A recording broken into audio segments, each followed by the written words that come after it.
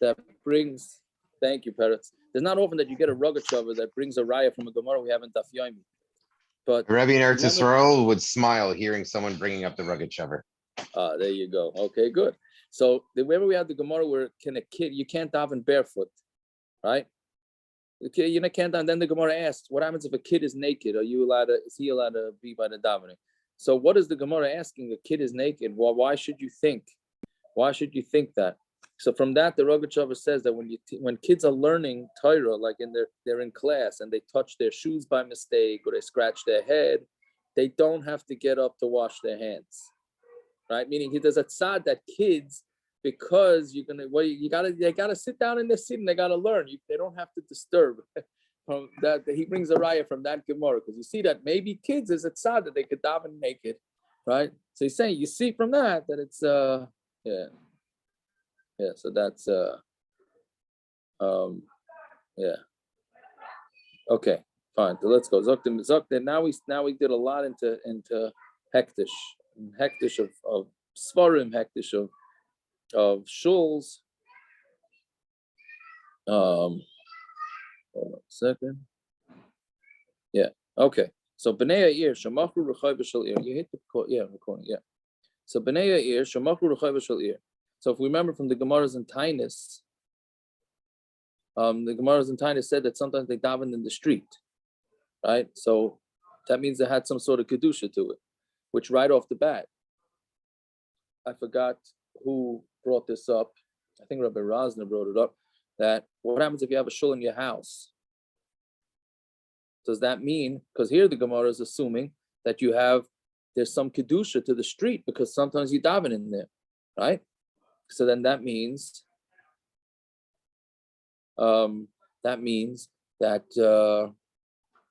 how do you say it?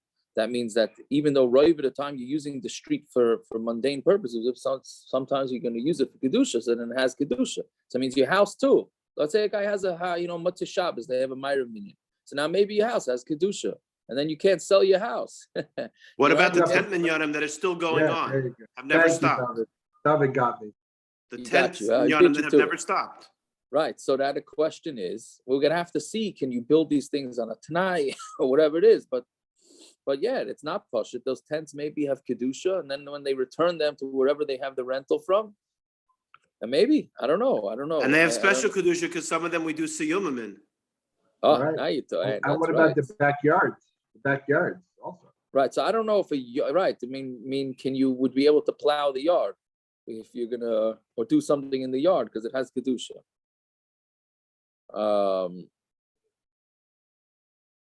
Yeah. So anyway, somebody bought a like one of these plastic Rubbermaid cabinets for tent meeting to put a Sefer Torah in. And before they did it, he did it out tonight that he wasn't going to hold it as an Kodesh. It was only temporary. I'm not so sure that works. Over the next few blocks, we're going to have to see. I'm not so sure if tonight works like that. Okay. It would depend. We're going to see a lot in Aron Kodesh, about Aron Kodesh. I think more in tomorrow's stuff. That an Aron Kodesh depends how it's put in there. It depends if it rests straight on the plastic, if you put down something before. Yeah, it's a big sugya. Anyway, so we'll see. So b'nei ha'ir shemachru rechai b'shel ir. So basically, what this mission is going to say is that it's mailen b'kodesh ve'ein meridin, right? That's a phrase we all know. You only can go up, you can't go down. So if you sell the rechai b'shel ir, so you could take that money, like basic nesses, you can buy a shul with it, right? Because a shul is more chashuv, right? Basic nesses like in teva. If you have a shul, if you sell the shul, you could buy a teva. Now teva is a machlokes rishonim. Some say that it's the bima where they lane from, and some say it's the Aron Kodesh, right? But either one. As kedusha teva like mitfachas. If you buy a teva, then you're allowed to buy the mantles, as we call. I don't know, how do you touch mantle? The mantle? No, it's not mantle, right? It's the cover. No, the cover. Okay, the cover. I don't know. There's got to be a better word than that. Okay, mitvachos, right? If you sold the covers on Tamid Aleph now.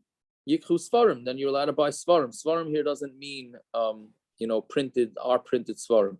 It means Nevi'im and Ksuvim, Rashi says. Svarim like in Torah, and then from svarim you can buy a Torah. Right? So that's going up in the level. Those are all going up in the levels.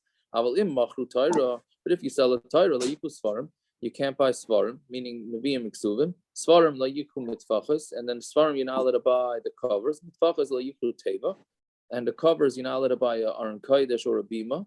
Teva la yikru beis hakneses, you can't buy a shul. Beis hakneses la yikru as a rechayiv, you can't buy a city b'chayim ma'israyin. And the same thing, even if you sold it and you bought, let's say, something more holy, but if you have extra change, you can't keep the change. Right, you have to. That change also has to be used to something that's more kedusha.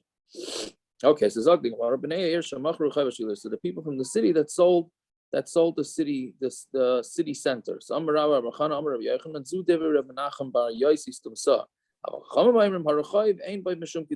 Chachamim disagree with this Mishnah, and they say it doesn't have kedusha.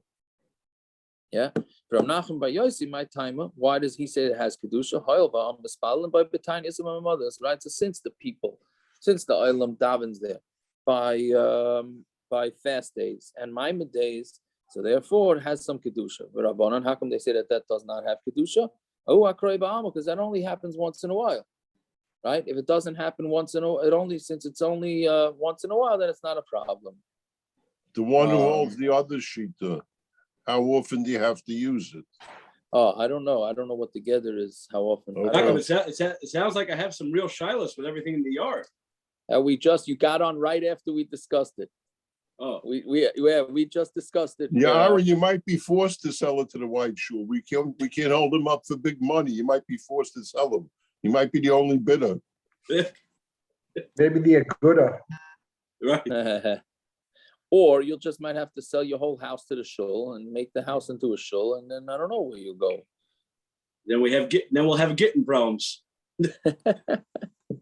I heard there are people out there that had minyanim all throughout COVID in the backyard, Aaron. So maybe he'll buy it too. Anyway, no, it's come down your issue. chimney. Yeah. Yeah. Okay. Within the next few blocks, we're gonna have to get through to the bottom of this halacha l'maisa, right? About what you do with your yard and all that. Fine. So basic ness is like in teva. So if you sell a shul, you're allowed to buy either an aron kodesh or a bima. Yeah.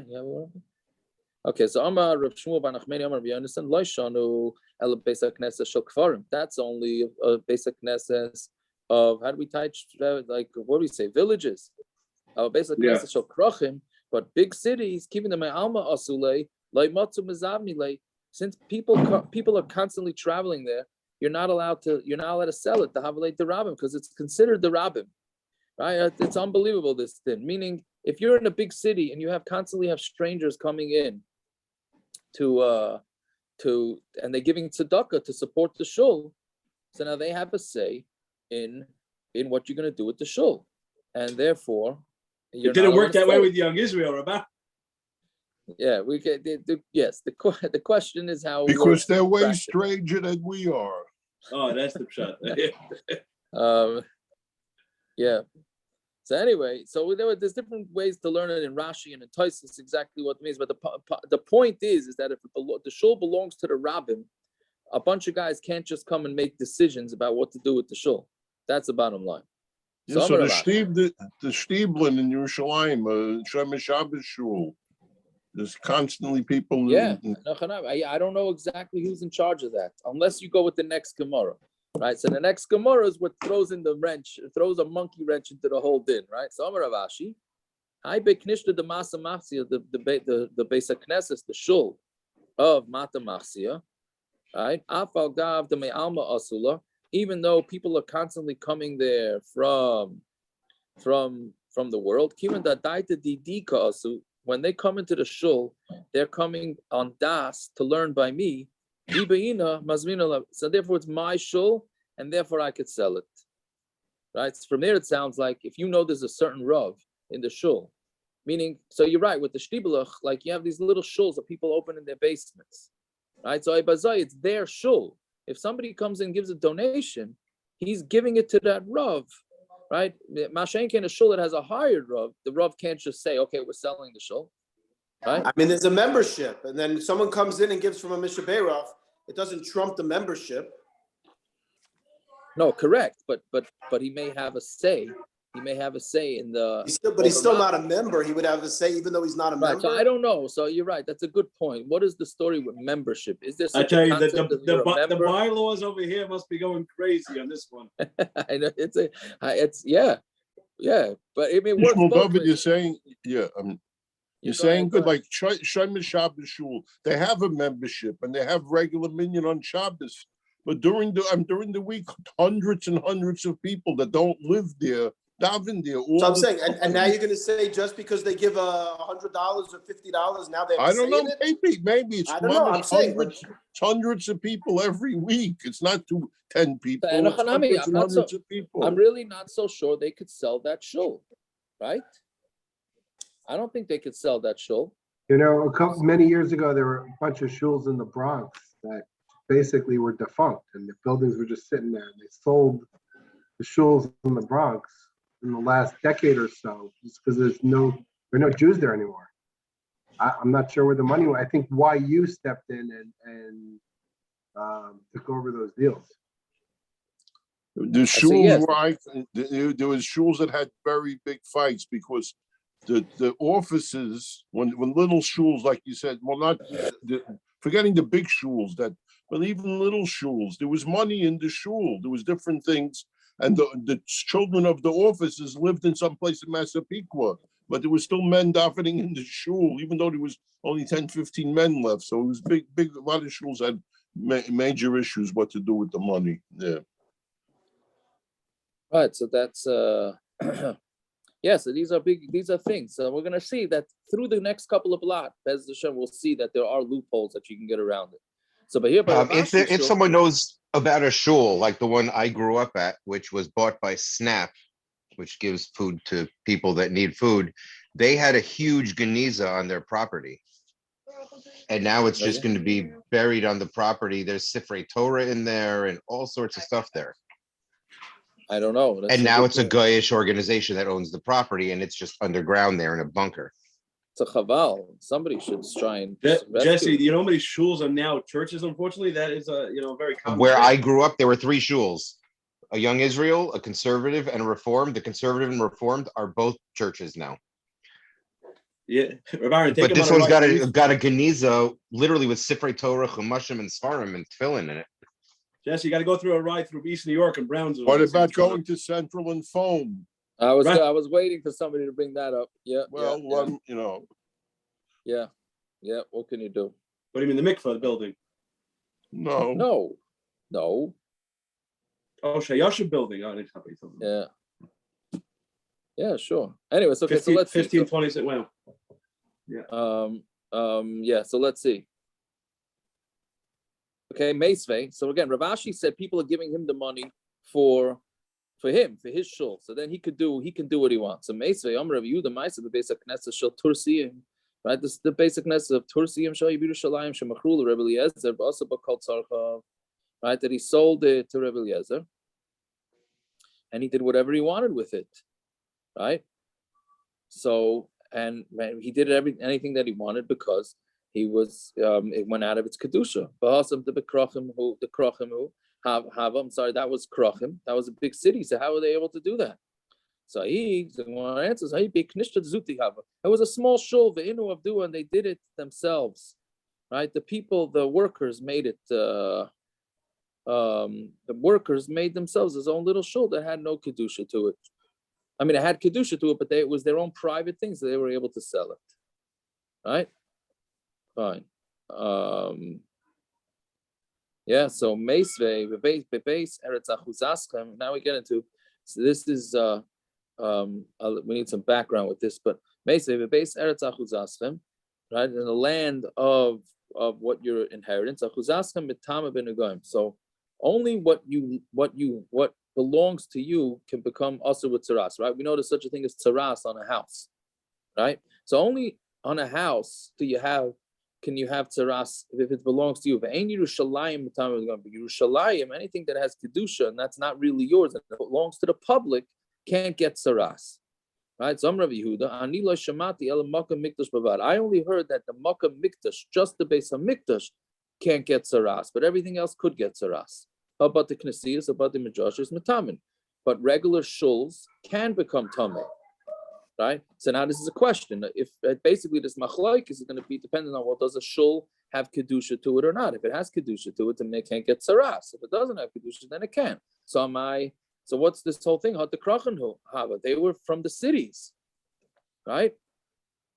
Right. So if you can't sell the city ones, that means they have kedusha. If they have kedusha, they shouldn't get tzaraas. So as the Gemara answers, Rabbi Yehuda, ani lo shamati ela makom mekudesh b'vad, not makom mikdash. What he meant to say is that I only heard of places that have kedusha to it, meaning including shuls, right? So basically, the machlokes is, or at least the different versions of what he had heard, is whether there's kedusha, whether it meant the makom hamikdash or any place that has kedusha. So, but my committee, what's the machlokes? Tanakama yerushalyim shvatim. The Tanakama held that the shvatim didn't get to split up yerushalyim. Rabbi Yehuda saw nischalka yerushalyim shvatim. Rabbi Yehuda held that yerushalyim is nischalka l'shvatim. We plug the Tani tonight. They're having a machlokes in this machlokes. The Tani. So now we have a machlokes that's totally on a machlokes that's totally on a machlokes. Right? The Tanya. Mahayu bechelkesha Yehuda. What was in the chelik of Yehuda? Harabayis. There was the harabayis, halishkos, va'azares, right? The courtyards and the side rooms. Mahayu bechelkesha Binyamin. What did Binyamin have? Ulam ve'echol beis kachay kedashim ritzua. Ritzua is a yotzim bechelkesh Yehuda. And there was one little like stretch that went out from the chelik of Yehuda v'nichnasa bechelkesh shel Binyamin, and that went into the chelik of Binyamin. Meaning there was like it wasn't a perfect square. All the sections that each shevet got. It was jagged, right? Uba mizbeach bani, and there was a mizbeach built there by Binyamin atzadik mitzdayer le b'chol yom lebayla. And Binyamin atzadik, since that little piece of Yehuda jutted into his portion, so he was bitzar about it. He was stressed out about it a whole day, every day. So because he was stressed out about it, and that's why he became the home of the Shechina, right? That's why the Beis Hamikdash and the Aron Kodesh was in Binyamin's chelik, right? So that first Tana is clearly saying that the shvatim split up Yerushalayim, right? Otherwise, what's this whole issue of Binyamin and Yehuda? This Tana holds no, that Yerushalayim was not split amongst the shvatim. The Tanya ain't maschirim batim Yerushalayim, right? A fascinating din. That you'd think that when the oilam has to be oiler regel, so everybody in Yerushalayim starts licking their chops that they can make some money, right? That's the way it would be working in the rest of the world.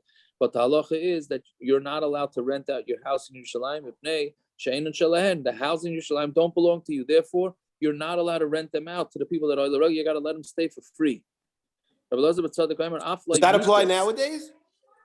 Yeah, sure, people charge big money for sukkahs. That's what I'm saying. People leave their homes. Based on all the fights I hear about between the renters and the sellers, there's big money be going on in Yerushalayim now by Yom Tov. So yes. Does it apply in Orlando? It depends. At this rate, you know what I mean? The kedusha in Orlando has got to be picking up with the amount of people being oiler regel over there. Right? But anyways, so he says, Afloi mitas, you can't even rent out a bed. Right? Lefikach, so what should you do? So what happened was the people that were forced to let people live in their houses would take all the skins from the animals that the people brought back, and they would force the people to give it to them. Right? Because there's no kedusha to the skins. So they would force the people to give them the skins so that they would at least get something out of them. So Amar Abaye Shmamina, Ayrach Ara, it's derech eretz lemishpak inish gulfi umashchibush b'zi. A person when he goes to a house should either leave a jug or skins of an animal, meaning that from this is derech eretz that you're supposed to leave over something as a present to somebody who's hosting you. Right? I don't know if a present means a bottle of wine or maybe whatever. That should be something substantial. Okay, here we go. Here starts the first heter now. So right now, till now, you're not allowed to sell shuls, etc., etc. What are you going to do? But here we go. That's all if you didn't sell it with the 7, officers of the town, with the people in the town being at the meetings, deciding whether they're going to sell the shul. But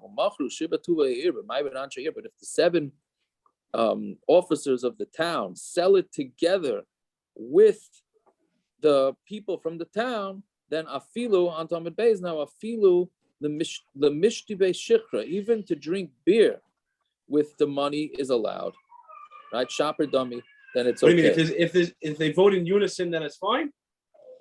I don't know if it has to be a unanimous vote. I'm not sure how that works, but as long as it's done with the officers of the town or of the shul, plus the voting membership, meaning it's not done, you know what happens. The officers decide something and they don't let the constituents know, and all that doesn't work. It seems like it has to be the olam together with the officers. The officers decide to sell it, and then they call a meeting, and everybody said, and then it would work.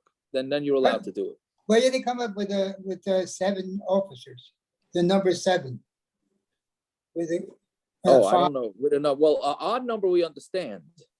Okay, right. Right. Oh, very good. You're Right, saying right. 7. Well, 7 as opposed to 5. You mean? Yeah. I don't know. I don't know. What do you want to say is the pshat? I have no Yeah, idea. Yeah, he's asking what's kosher about the number 7. No, I don't know. And the only thing I can say that it's an odd number because in case there's you don't want to do an even number like Bezdin, right? Okay. But why 7? I don't know. Maybe one for each day of the week. I don't know. I'm sure there's a vote like that. There has to be. Or the 7 rakiyas. I'll say that too.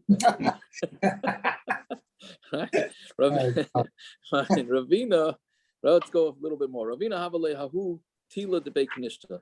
So this is the yards, right? Avi, I think logged off, but this is maybe the yards. Aaron Kaplan. Ravina havale hahu tila de beiknishta. He had a pile of rocks of a shul. Also look at Rav Ashi, meaning so the shul was destroyed, obviously, right? Also look at Rav Ashi. Amarle mao lemizre. What can I go now plant? This shul is obviously gone. It's destroyed. Can I now go plant there? Amalei zil zavne mishiva tuve here, but my here. So go and buy it from these 7 people when the people are when everybody from the city is there, and then Vizara, and then you could plant there, right? So now, meaning, so the question is, you have to in order to be able to use it for whatever you want, you have to be able to it has to be by the 7 officers plus the people, right? So then you can do whatever you want with it. Okay, let's see. The Rami bar Abba hava kabani beiknishta. He was building a shul. Hava he knishta atika, and then there was an old shul, right? That he wanted to basically what he wanted to do was take the old shul and use the bricks for the new shul. So have a boil mystery, and he wanted to knock off the old shul and then use it. And then take the bricks and the beams from it, and bring it over there. So Yosef Rav Chisda. So they went and he asked what Rav Chisda asked, meaning he asked this question of that Rav Chisda had asked. Rav Chisda, you're not allowed to knock down the old shul until you build a new shul. Meaning, because we're afraid that you're going to knock down the old shul, and then you're not going to build the new shul. So now what'd you do? You ended up with a knockdown shul, right? So Hassam, what? So in the big museum in Tel Aviv, they brought shuls from around the world. There's a shul there from Bombay, from a certain city in Italy, and they moved them from there to have them in the museum in Tel Aviv. They're not used as a shul anymore. Right, so they probably did this whole deconsecrating, whatever you call it, with the Shiva Tuve year. Somehow they had to give it away. But that's what we're gonna have to see. Also, we're gonna have to see that baita. Yeah. So, anyway, so that's the shaila. Can you not use these bricks? So Hassam Mashum Pshiyusa. So the Gemara answers that there. I mean, that was the shaila. So he said there. That's because of Pshiyusa, because he's afraid that they're not going to rebuild the shul. But but in this case, right? But you're actually knocking down the shul in order to mamish to take those bricks and use it for another shul. It's not like you're building a new shul on one end of town and then you want to knock down the old shul. You're actually using these bricks. I mean, that's in the financials of raising the money for the shul. They said our money for the bricks is coming from the old shul. So also commander Rapapa Vasile. Right, they came in front of Rav He said no. Look, I made the Rav Huna Vasile, and they came in front of Huna, and he said no. So Marava Haibe Knishta Chalufa, right? So this shul right? Chalufa uzvuna. You could either swap it out or you could sell it, and then you take the money, and then that's okay. Meaning that will make the money will now become kaddish, and the shul loses its kedusha, right? But to rent out the shul or to make it as a mashkin, right, to as a collateral, then that's also because it's not losing the kedusha. Meaning what you have to do is make it lose the kedusha first. So my timer, because we kedusha seika, it's in its own kedusha. So livni nami, so the bricks also of a shul, chalafinu was in ushar. If you swap them or you sell them, it's mutter. Finu asr, but if you lend them to somebody, it's also because how is it losing its kedusha, right? But hani mili batikta, but that's only for from an old shul, right? But new bricks that were meant to be built in a shul, but they weren't actually used yet, that you could sell to anybody. But filaman damar hazmana milsi, right? So there's something called hazmana milsi, which is when you prepare something. So if you prepare it, then it gets its kedusha even before you actually use it. So here you decided to use these bricks for a shul. Now you decided not to. So even the one that says that it has kedusha, even just hazmana has kedusha, you don't have a problem here. Hani mil going to irik beged lemeis. That's if somebody weaves a beged for a mace. But here we're talking about where you spun it in order to use it for the what do you call it? In order before you weave it. But there's nobody holds that that's called hazmana. Meaning that's too far removed. Right? Meaning the bricks that was meant to be used for a shul.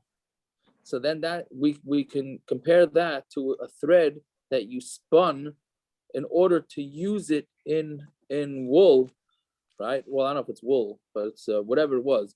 You used it to weave for it, but you never actually decided to use that garment for the mace, right? So therefore, just deciding that bricks are going to be for a shul is too far removed, and even the one that says that it's going to get its kedusha is not going to have any kedusha.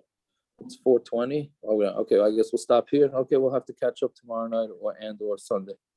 Aaron, I think it's time to set up a Las Vegas night or a bingo game. The bingo. You got to make sure. Have a good Shabbos, everybody. You got to Stay do the warm. proper things. We could already start gambling online, no? Could run it through the shul for the 501c. You mean? Yeah. Yeah. Thanks, everybody. All right. Time. Can I call you for a quick Shiloh? I'll call you. No, you don't need the rabbi's Rav. having it on Shabbos. You don't need the Rav. You have to shiv it to here. You can ask us. You don't need to ask the Rav. What? Yeah. Okay. Don't make fun of me. Come fix the heat in my room. Do you know? Who's making fun? I'm not making fun. What? I'm telling you, I was left the basket when Shviakov's not here. Okay, call me. What did you say? Bye. And if Right. I'm not here, Reb Aaron covers for me. Okay, if I'm call mom. The backup for the backup. Okay, go ahead, Naftali. Have a good Shabbos. I'm gonna get made fun of. Okay. I just said quickly. I'm doing fine. I'm doing a lot of laundry. It's gonna finish. Oh, he's on the phone. Did they come fix the heat in the room? It's gonna run on Shabbos, yeah. No, it's gonna go up before Shabbos. I want to know if I can just open up the machine and then hang it up. I want to hang dry it later. Can I hang it up when I come home from shul? You can't hang up clothes on Shabbos. Not blowing? Said that. On a hanger? 20 times. I can't hang it up on Shabbos. Hello. No. Why? That's what you mean by hanging it up. We got this. Naftali, we got We're this being covered. recorded. Don't You worry. have to be recorded with my Shiloh. Doesn't turn on either. Naftali, don't worry. It won't be in the Chinuch round table. Relax. Okay, she probably went down to bench lift. Okay, fine. Okay, good Shabbos, everybody.